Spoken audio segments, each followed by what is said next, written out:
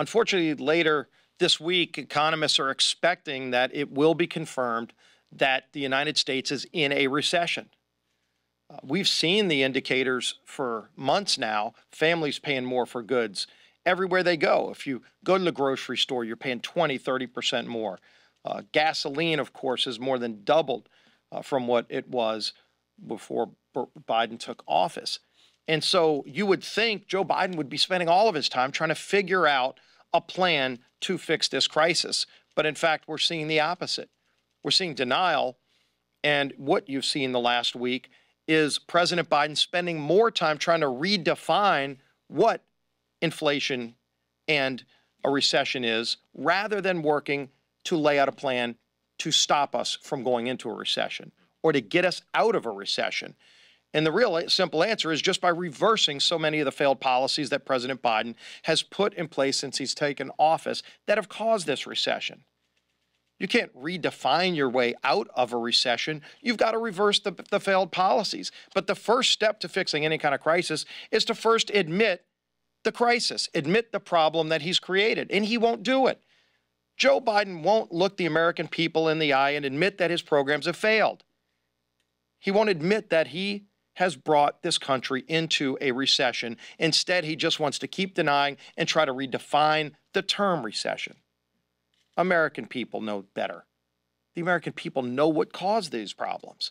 They've seen the spending, the trillions of dollars in spending, paying people not to work, bailing out failed states, picking winners and losers, and then ultimately what you've seen on energy, literally attacking American energy while he flies off to foreign countries, begging them to produce the energy that we could be producing here a lot cleaner at lower costs, lower emissions, lowering gasoline prices. But Joe Biden won't do that. In fact, earlier this week, Joe Biden sent some of his minions here to Congress trying to get House Democrats to go brag about how low gas prices are. Can you believe how out of touch Joe Biden is as president, that he's trying to get Democrats in Congress to brag that gas prices are low? Everybody knows how high gas prices are and that they're double what they were the day that he took office and started an assault on American energy.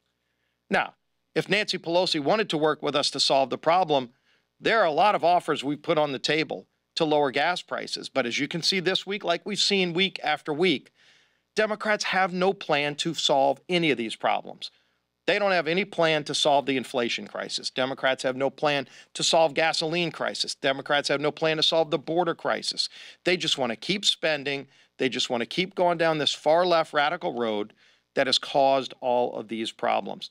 The good news is, over this August recess, you're going to see Republicans fanning out all across the country talking about our commitment to America, what we would do to lay out a plan that would solve these crises that Joe Biden and Speaker Pelosi have created.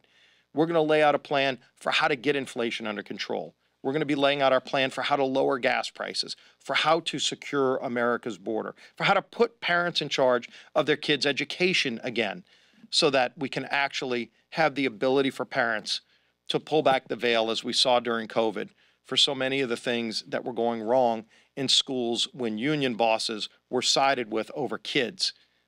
That's what we're going to be talking about during this August recess. And I think you're going to see more of a hunger than ever before for those bold conservative policies that would solve these problems in the face of Democrats from President Biden to Speaker Pelosi on down, who have no plan to fix the crises that they've created.